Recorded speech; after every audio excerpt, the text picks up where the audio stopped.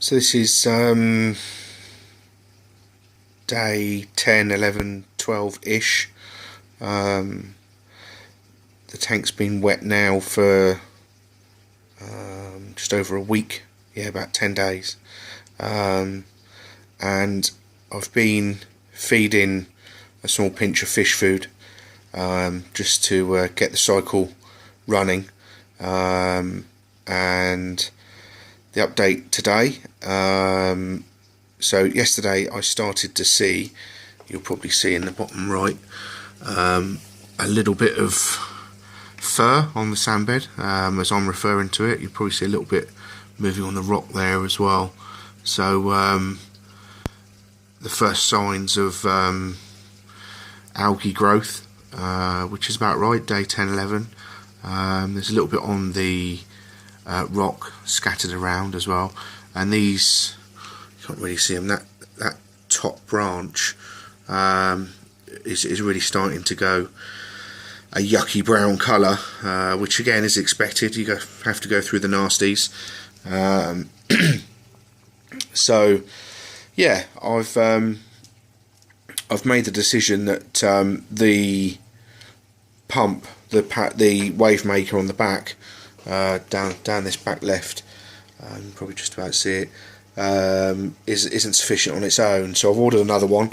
It's exactly the same, so I'll have two TMC Powerflow 2000s. I'm going to put that in the bottom right and have them both coming towards the front to try and get some flow, a bit more flow. What I have done is decided to get a CC wave surfer as well, to control them. So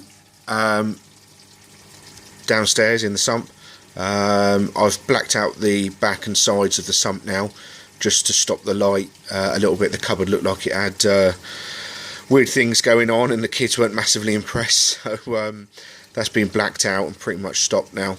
I've shifted the refugium light down a lot lower. It's basically not powerful enough, so I've ordered a new one. But that's just hung on a sort of temporary bracket for now, just until the other one arrives.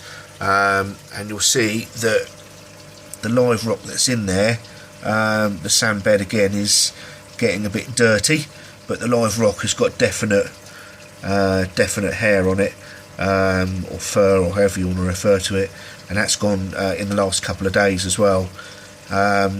What I did see last night is there's a small hole in the rock. I don't really can see it with the light. I'm sort of reluctant to move it.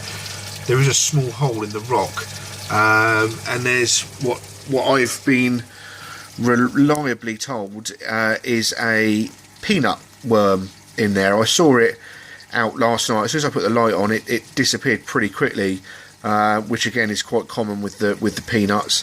And I left the light off for about 20 minutes, and he came out again, and it's definitely a peanut worm. He's obviously foraging around for some of the fish food waste that I've been putting in there to get the cycle going. And I noticed on the glass of the display tank at the front, you probably can't see them because they're so small, but there was some small white, they look like lice, copiopods, amphipods, however you want to refer to them. There was probably a couple of hundred on there. They're not there now, so I'm assuming they only come out at certain times. But yeah, it was virtually not covered, but there was a fair few on there last night. So that's got to be a good sign that things are progressing. So yeah, the only other change down here is I've now got my Aquaray controller.